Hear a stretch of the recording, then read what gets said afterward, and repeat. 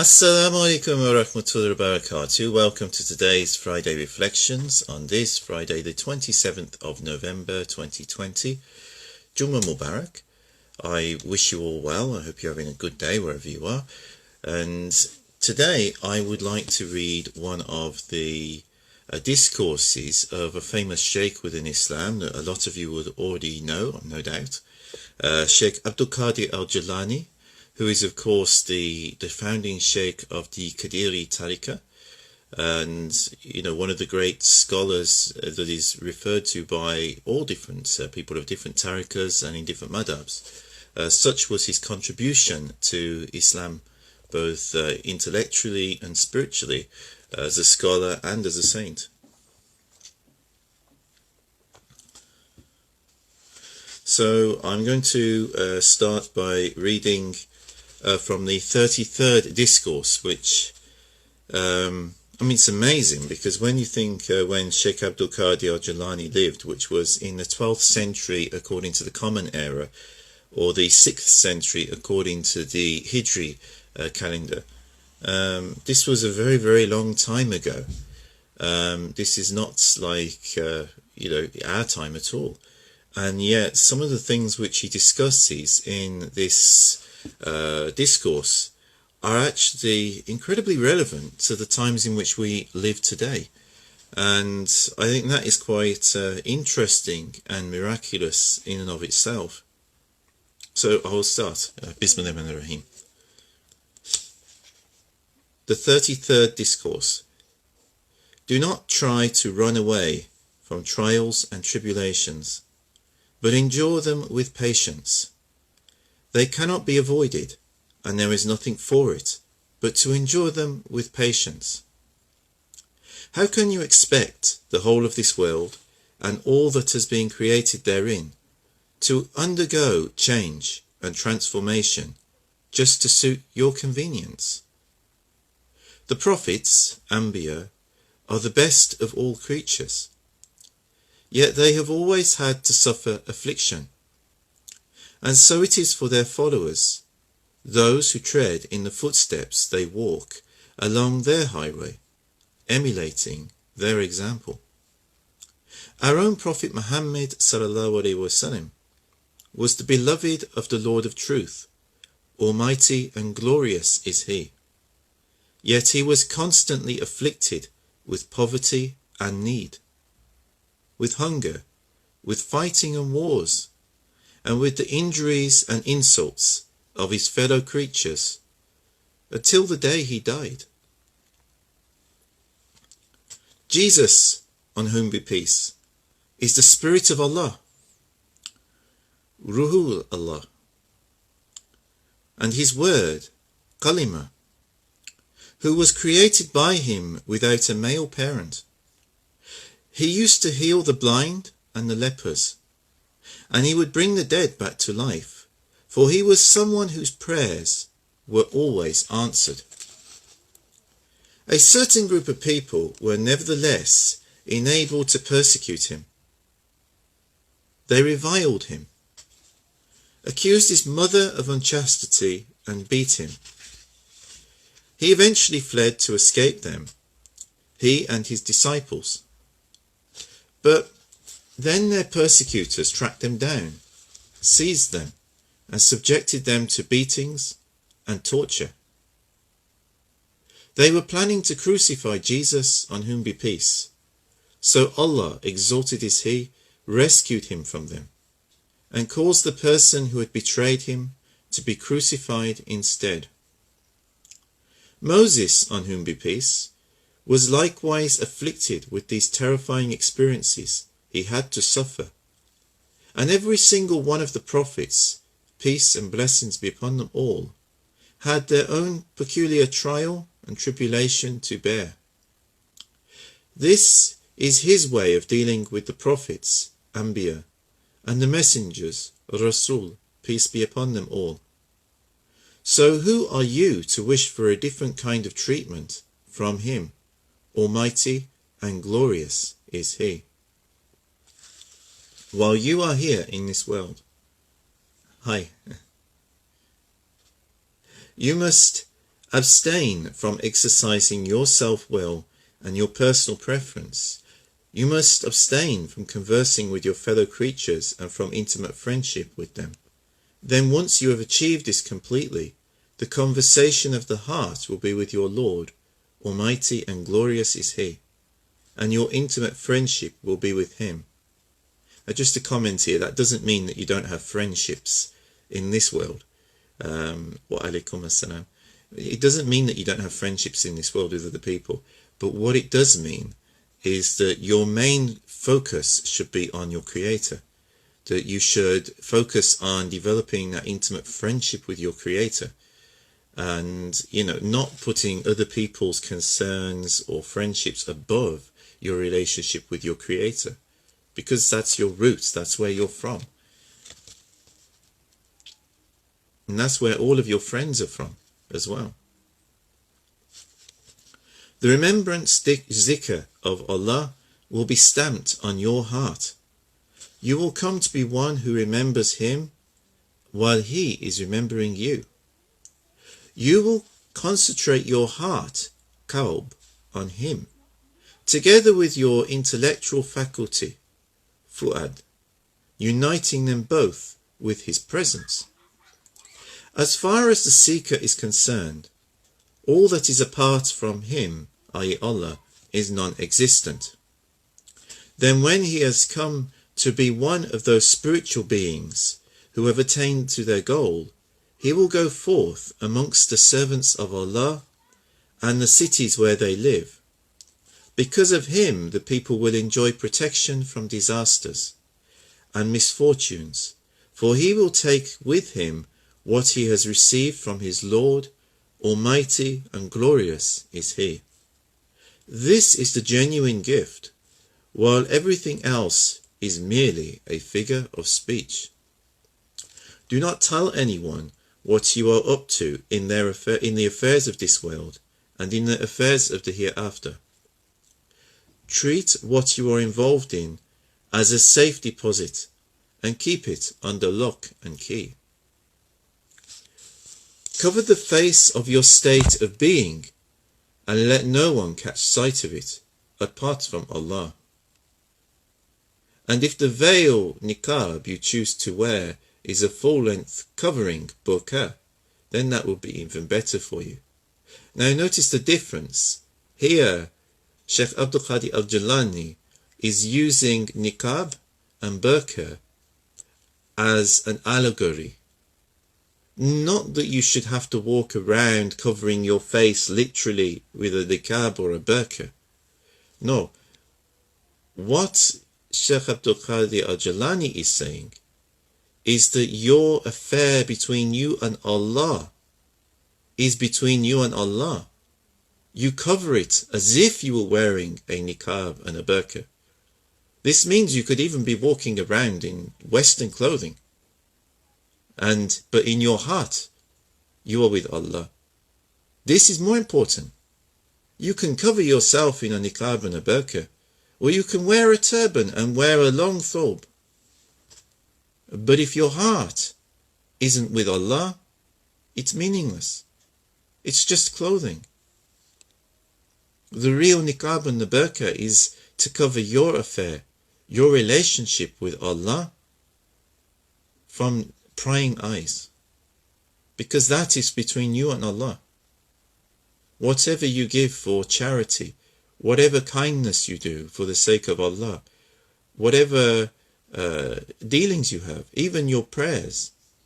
Hazrat Isa alayhi salam is reported as saying this, that when you pray, go away quietly in a room somewhere and pray. Now we might in Islam liken this to the what we call a sunnah and nawafil prayers. Obviously the fard ones, except during these lockdown times, we do try to do those in the mosque. We try to do those in Jamaat if we can. If we can't, no problem, we can still read them on our own, but it's good to read them in Jamaat, at least for, a lot of the time. But your nawafil and sunnah prayers, you don't need to read those in front of other people to be showing off. It's actually better if you read them in private. It's better if you keep as much of your relationship with Allah in private, because this is more powerful. It's not for showing off. And this is what Shaykh Abdul Qadir Al-Jilani is talking about here. He is not saying literally wearing niqab and burqa. That's up to you, and it depends on culture. Not everybody has the same culture.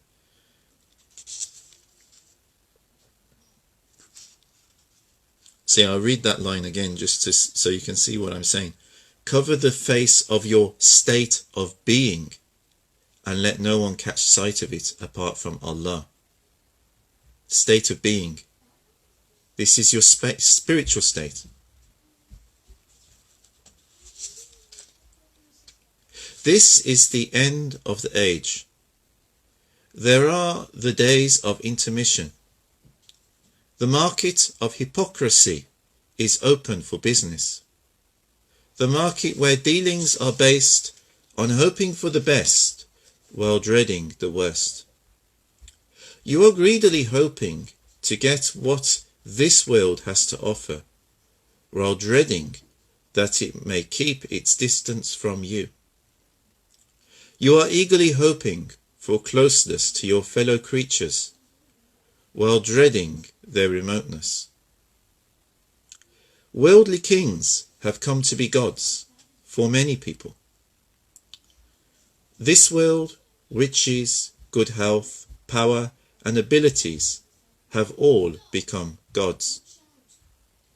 Woe unto you! You have mistaken the branch for a root, the recipient of nourishment for a provider, the possession for an owner, the poor beggar for someone who is rich, the weakling for someone who is strong, the corpse for a living being. You are quite unworthy of respect, and we shall neither follow you nor accept your doctrine, madhab. Far from it. We shall keep well away from you on the hill of safety, Salam, on the hill of the Sunnah, and on the renunciation of heretical innovations, Bidah, on the hill of the affirmation of divine unity, Tawheed, of sincerity, Ikhlas, of the renunciation of pretense and hypocrisy, of regarding creatures as essentially powerless, weak, and subject to coercion.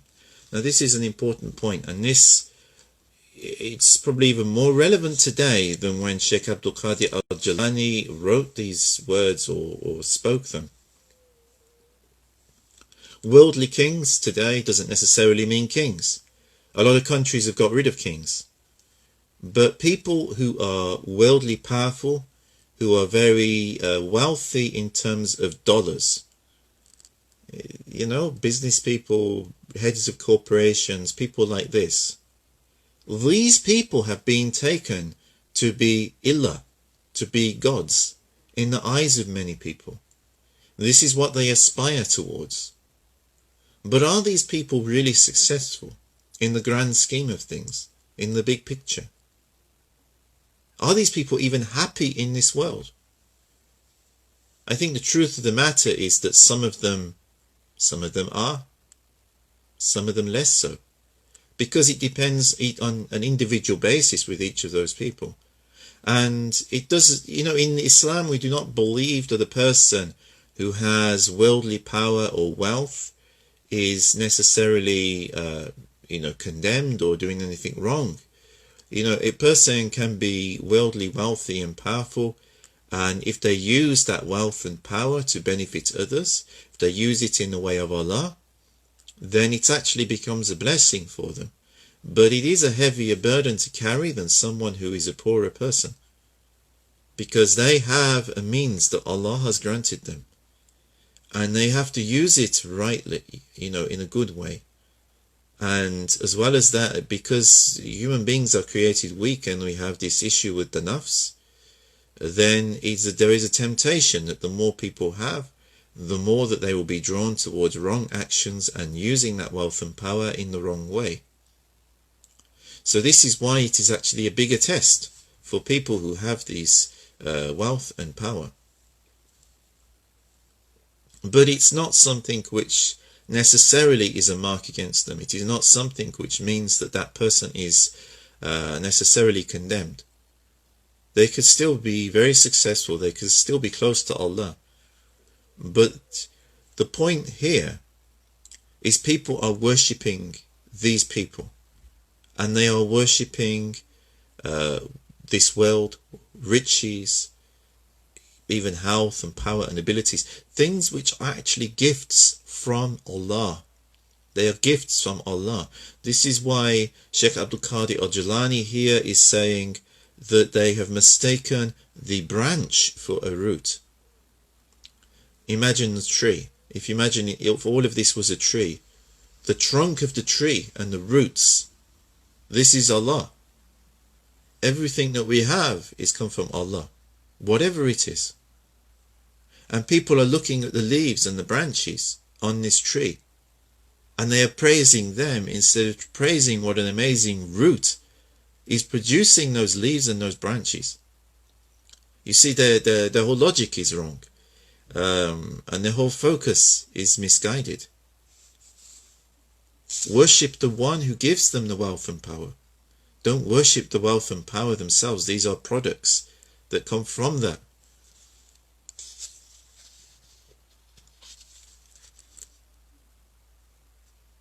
And this is what leads to hypocrisy and takes people away from truth, takes people away from a good understanding. I will continue. We are content to accept the divine decree. We shall forsake dissatisfaction and persist in patient endurance. We shall give up complaining and walk with the feet of our hearts towards the door of our King. Almighty and glorious is He. The power to exercise control and authority comes from Him, Allah, alone.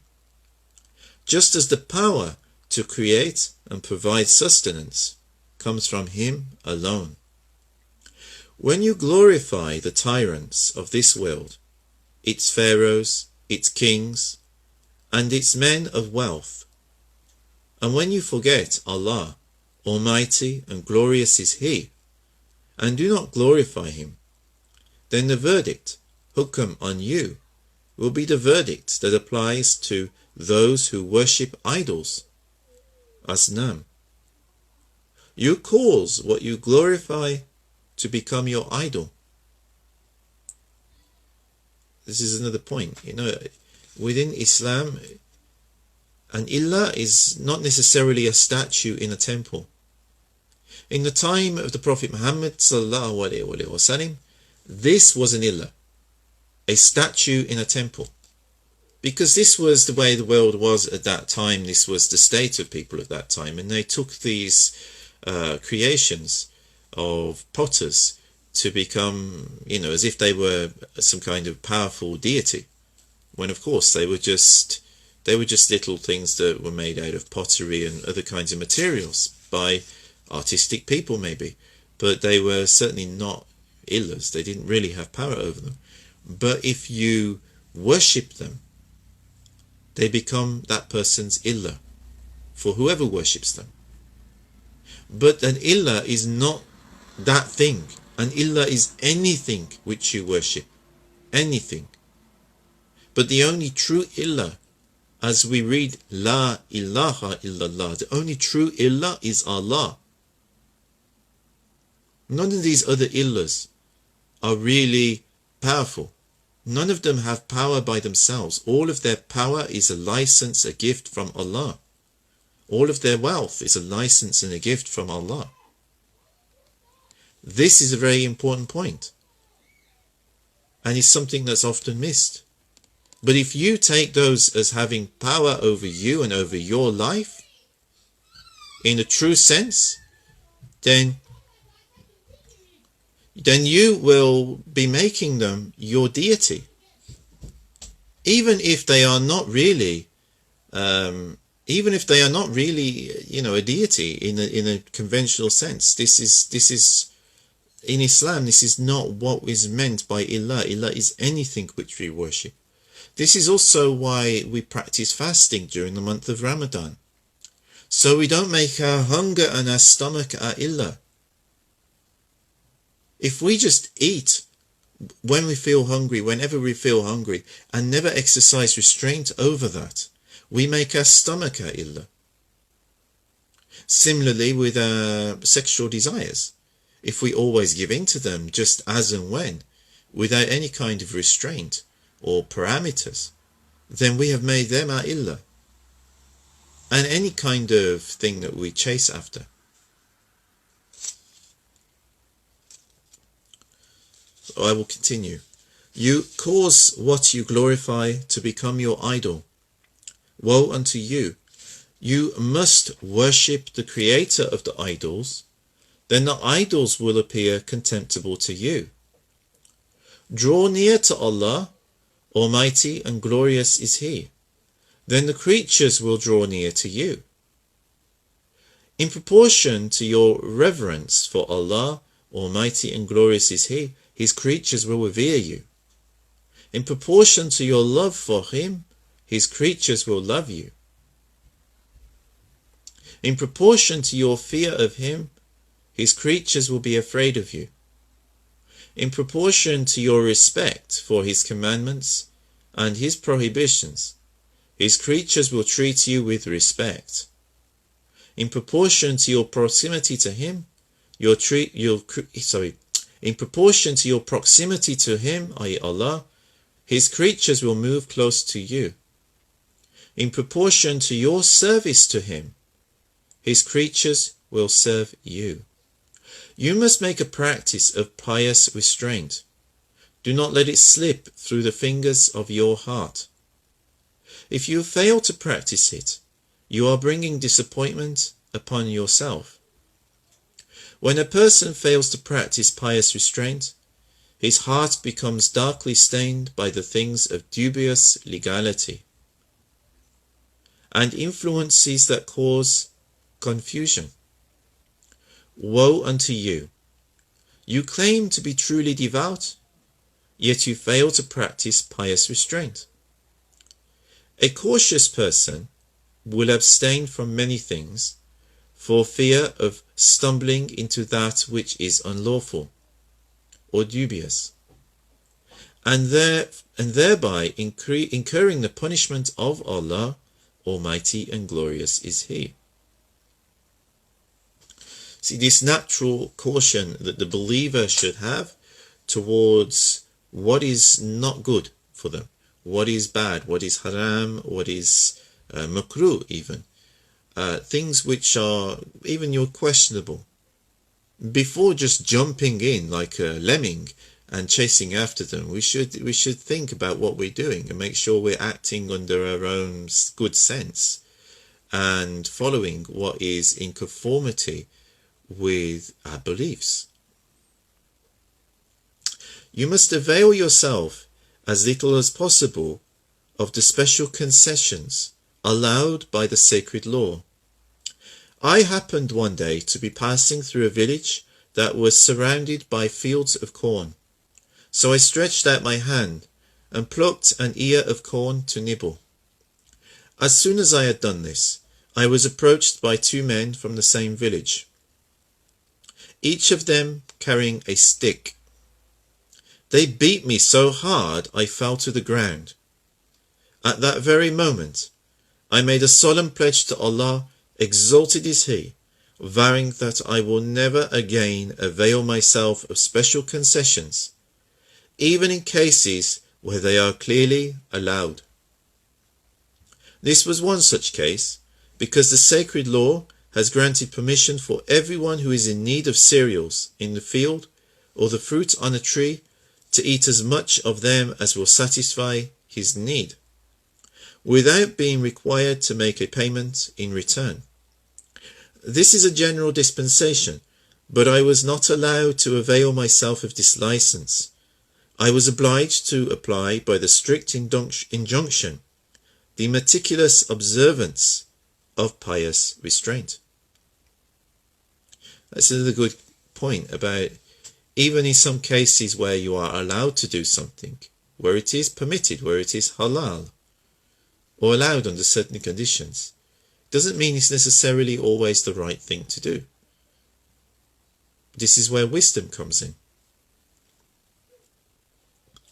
The more one remembers death, the greater his pious caution grows, the less he can avail himself of special concessions, and the more he is subject to the strictest application of the sacred law. Remembering death is a remedy for the diseases of the lower selves, and is a trainer's staff over their heads. I have spent many years practicing frequent remembrance of death by night and by day. I have prospered through my remembrance of it, and I have brought my lower self, nafs, under control through practicing and remembrance. There have been certain nights when I would remember death, and I would weep from the beginning of the night right through to the early morning.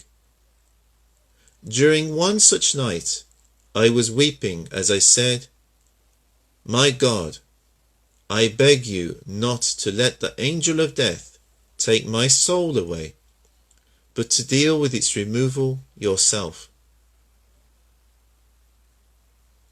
Then, although my eyes were closed, I saw an old man with handsome features.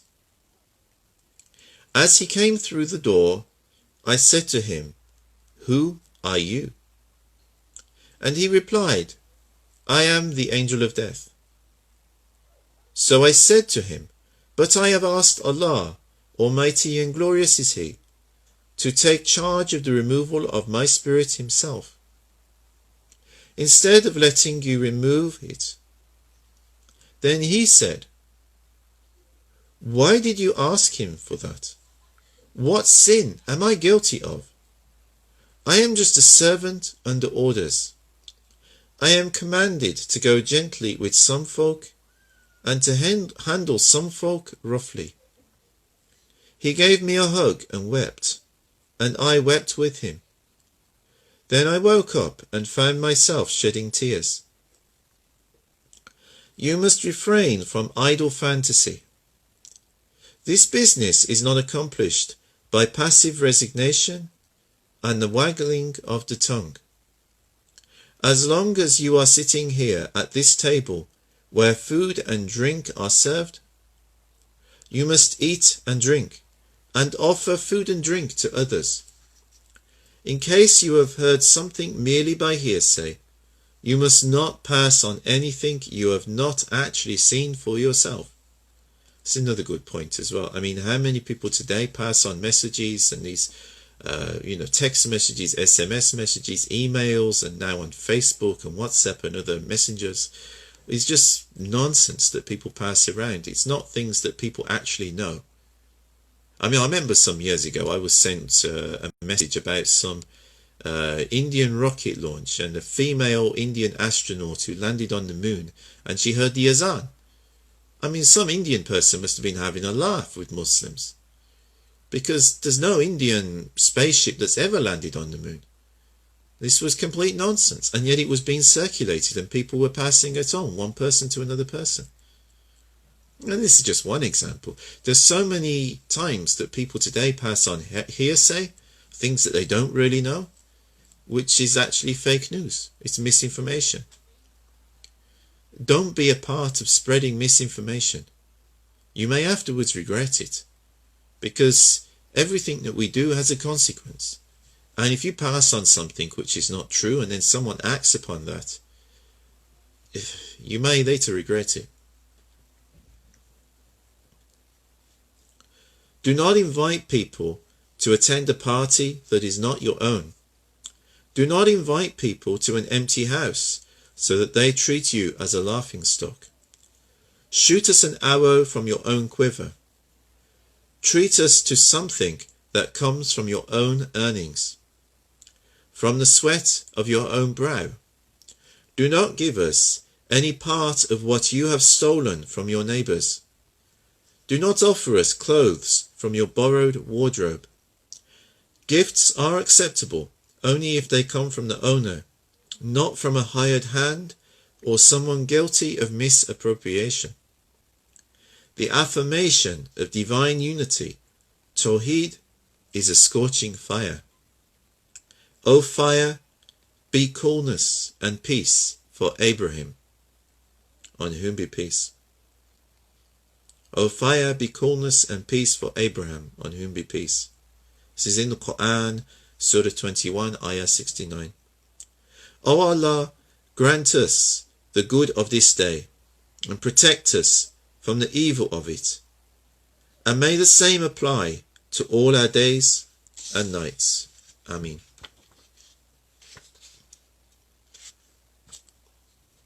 That was the 33rd Discourse from the Removal of Cares, Jalā Al-Khawātir, of Shaykh Abdul Qadir Al-Jilani. This is an English translation which I have.